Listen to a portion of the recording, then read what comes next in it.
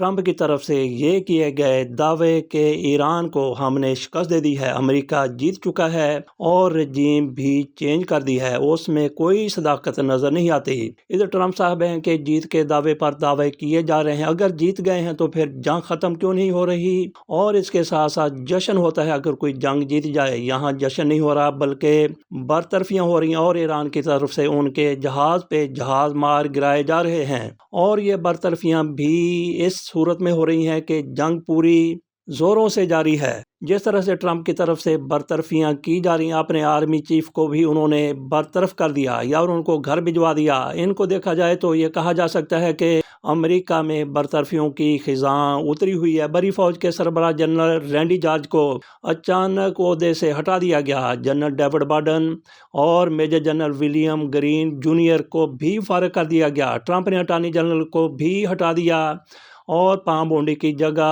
نائب attorney general Tod بلانچے کو قائم مقام اٹارنی جنرل مقرر کر دیا۔ اور یہ وہی ٹرمپ ہے جن کی طرف سے یہ کہا جا رہا تھا کہ ہم نے ایران میں رجیم چینج کر دی ہے۔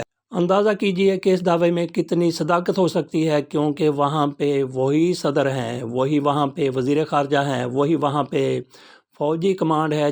جبکہ سپریم لیڈر علی خامنہئی شہید ہوئے تو ان کے بیٹے مجتبیٰ خامنہئی وہاں پہ ان کے جان نشین کے طور پہ کام کر رہے ہیں۔